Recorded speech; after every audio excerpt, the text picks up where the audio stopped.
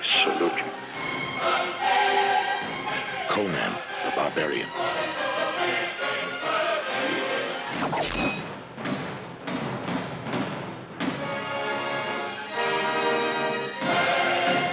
What's up, guys? It's Ben Scarborough, and today we're doing something a little special on the channel. I've got a good friend with me here, Robert Chen. Robert, welcome to the show. Thanks for having me. So I got a message from Rob the other week, and he asked me if I'd ever seen Conan the Barbarian, and I had not seen the movie. And so Such a great movie.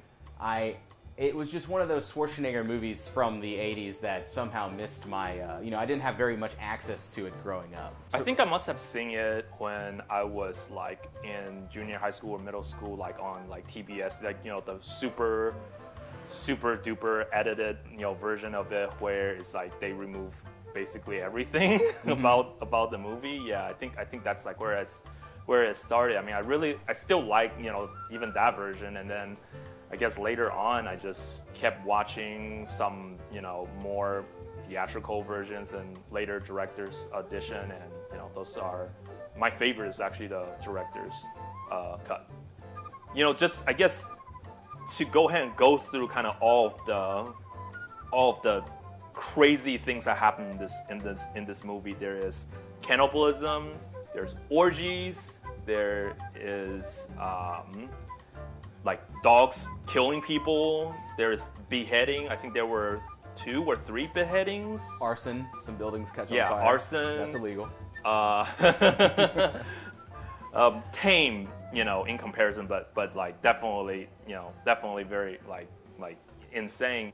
So like over time, this film has become maybe like you've become really familiar with it. I think, so the last time I saw it prior to today was like 2 weeks ago, and I've seen it several times, before that, but I guess it was really when I saw like a clip of the intro sequence, and I began to notice that there's a lot more that the movie is trying to say, and I'm like, I need to see this some more to really, see if I'm right. And yeah, I was right.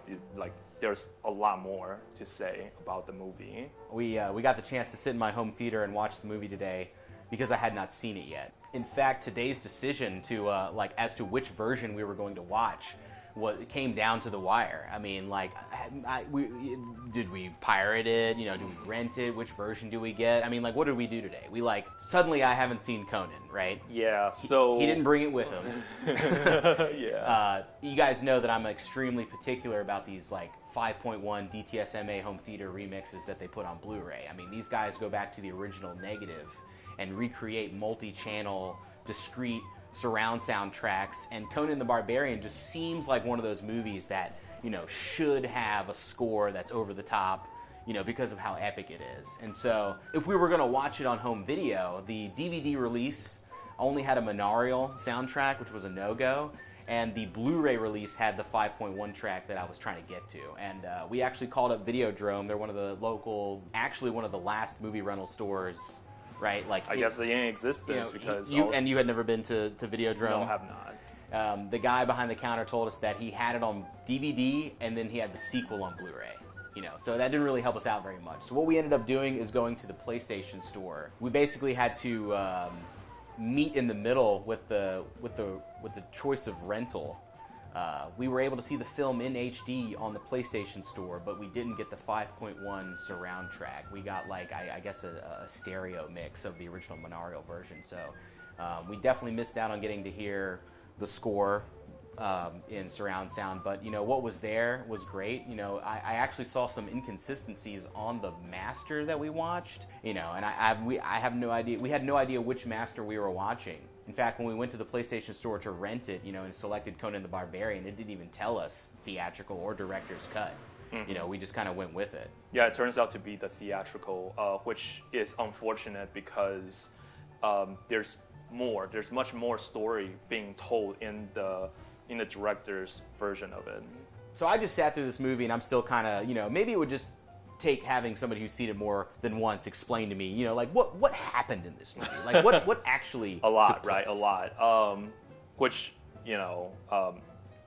just to say, this kind of movie, I don't think it can be made in modern days because just so much things that happen. So, you know, you start off with basically a montage of Conan's dad forging this sword, okay? It goes on for like 3 minutes where you're just like, yo, this sword is important. It's like the director's telling the audience like, yo, this sword is important, okay? And that has to do with basically the up in front, you know, popcorn revenge plot, right? So that's popcorn for revenge the mainstream plot. audience. Yeah, for the mainstream audience. And then Conan's dad, you know, after making the sword, takes him to like the top of a mountain where it's surrounded by, you know, blue screen. Oh yeah, there were some serious post-production issues during that sequence. I mean, it was 1982, right? So that hair is green as fuck. You can see the accident right in the middle of the screen. So Conan's dad sits Conan down on the top of this mountain and is telling you like, you know, just basically the mythology, like their religion, Crom, the god, talking about what is happening and how did human beings get steel, get swords, get the technology for steel to make swords. He finishes up by saying, you got to be good with this sword because there's no one in this world, no man, woman, beast that you can believe in, you can trust. There's no one in this world that you can trust. But you know what? This sword you can trust. And then he gets murked. Right, and then, so that's the thesis statement of the movie where later on it's completely debunked and overturned. And then there was like another instance of a thesis statement that's done by Thoughts of Doom, the villain, and that gets overturned as well, right? That gets turned over. So without going into a lot of it, after Conan's dad explains, you know, everything, and then we move on to like, you know, a day in the, you know, Sumerian village is, you know, just some fucking writers just start, you know, showing up. It's like, time to kill, you know, time to kill. And so they murder an entire village. At the very end, you see, like, this is the introduction for the bad guy, Thoughts of Doom. We don't know his name yet. There's a stalemate between, you know, the army, the writers, and Conan's mother and Conan, right? And, you know, Conan can't really do anything. He's like, hey, Thoughts of Doom, like this wizard, he just like shows up and she's just like, what? She pretty much submits, you know, she kind of gives up a little bit, Yeah, she pretty much submits and then her head just gets cut off. Yeah. Yeah, and so that's... It was a really well shot sequence. Mad props to that. He gets so into slavery, and then, you know, I guess the origin story, the grand adventure of Conan before the actual movie starts happening, right? So he's pushing this like wheel for this, you know, this mill for like 15 years. So he becomes super muscular, and then they sew him into gladiator slavery, right? And then you know, his handler then put him onto, you know, mercenary slavery, like where he's like going and fighting like, you know, battles for other people. For that check. Yeah. There's also like this sequence where they're fighting in like a pit at the beginning, and they've got Arnold in some kind of ADR situation in a vocal booth, and he's going, and it's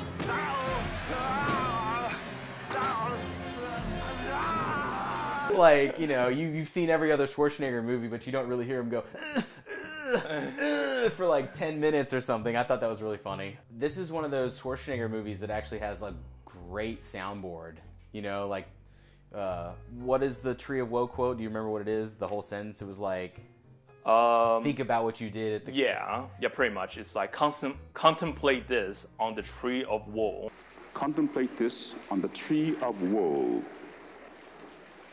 You know, that James Earl Jones soundbite, just the fact that it's Vader's voice saying, contemplate this on the Tree of Woe, I mean, like, that is just, like, I'm going to start whipping that out during Super Smash Brothers fights, you know, like, right at the end.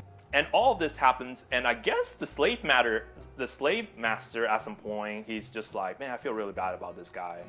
So he lets him go. He just lets him go. Yeah.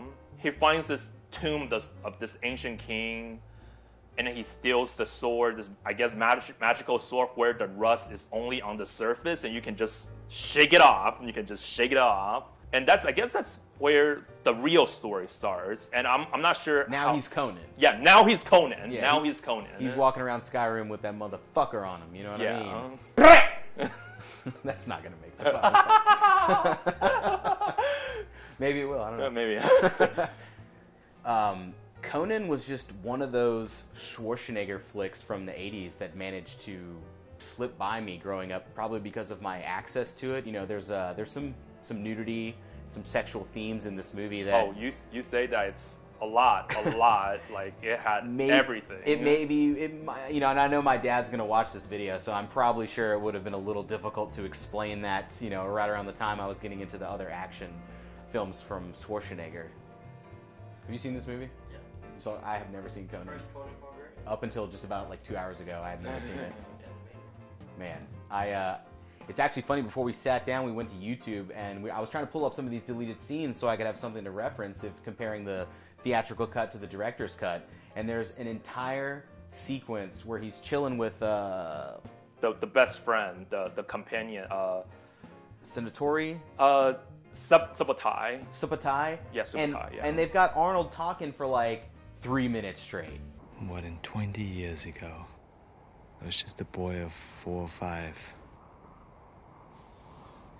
The leaves were so dark and green then. The grass smelled sweet with the spring wind. And that's like, that's the most that he ever talked in the entire movie. It didn't make the final cut. It was just like, and it even, I mean, it sounded all right. You know, it didn't even sound like he was butchering the English language at all when he was speaking. But I mean, like, it just goes to show that, I mean, in post, they were probably like, we shot all these lines of him talking. They just need to hit the floor. These just can't be in here if we're going to tell the story. I think it added a good chunk because it really showed the best friend, because like he's telling him, he's like, you know, you can go if you want. Like, you don't have to be here. We're probably going to be dead. Like, it's what, 40 versus 2 or something like that. Like very likely we'll both be dead, right? And he's like, nah, I got you, bro. I got you, bro. Yeah. But I could tell that there was, you know, probably some content that needed to be there to make the lore a little bit more engaging. And so, like, in the director's cut, which you're familiar with, I mean, those scenes that were cut, do you think they really ultimately add to the scale? So it adds content, but it doesn't necessarily add clarity. I'm not sure how to... So the underplot, right? The underplot talking about the riddle of steel, I think that has... Like, a lot of that is told through non-dialogue storytelling. Okay. So expand on that, if you will. Like, okay, so non-dialogue storytelling is, you know, instead of me telling you what's happening, is me showing you what's happening, right?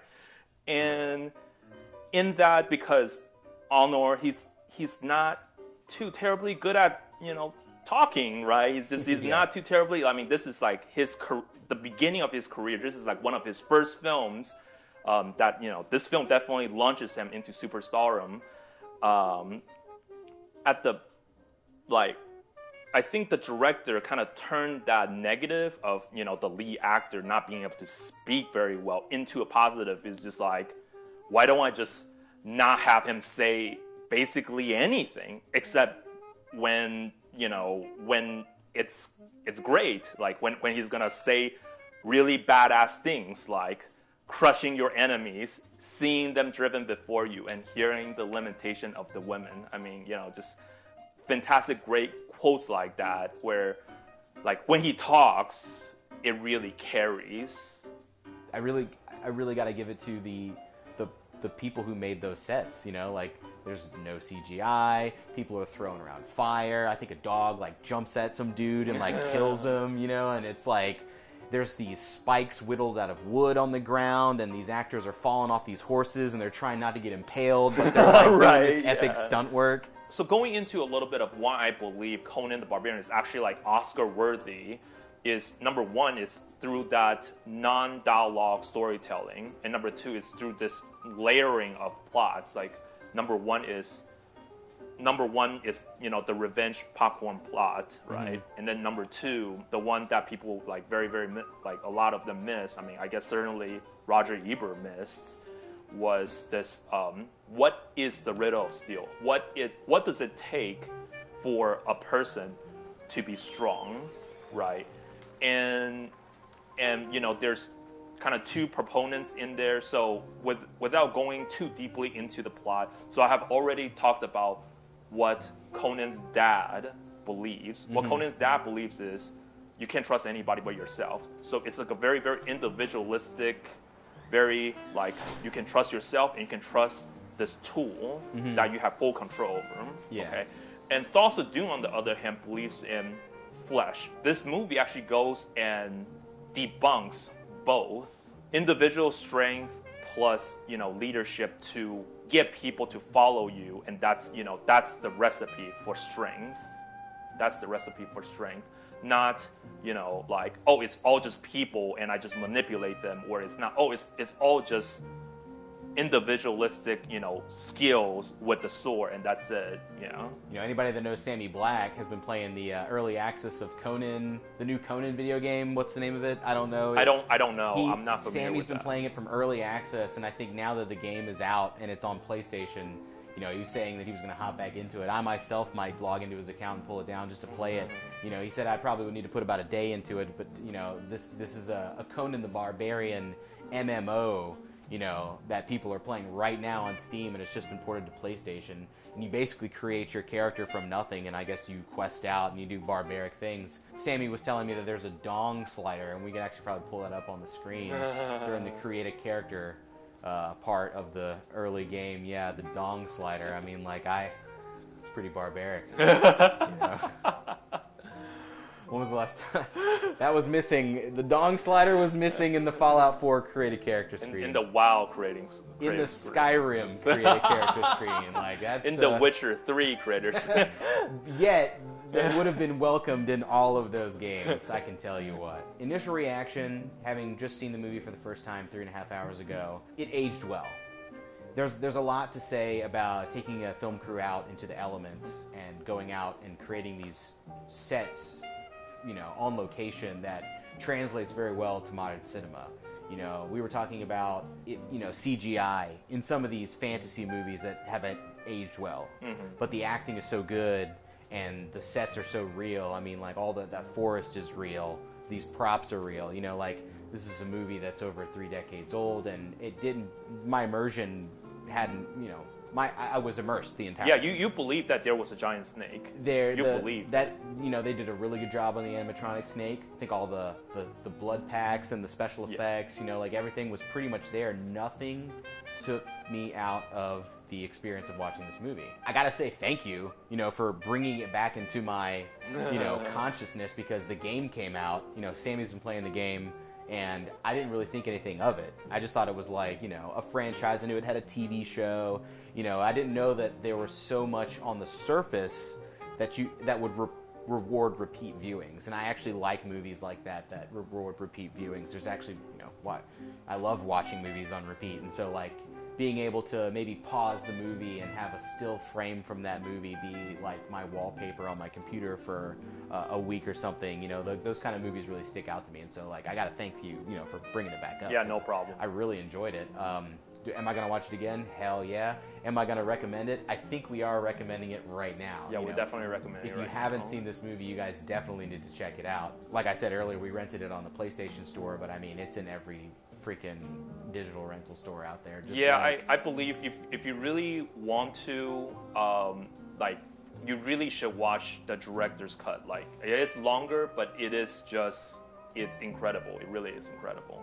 I enjoyed it. What can I say? I mean, like, I'm gonna go use a Conan the Barbarian soundboard and order a pizza. Shut up.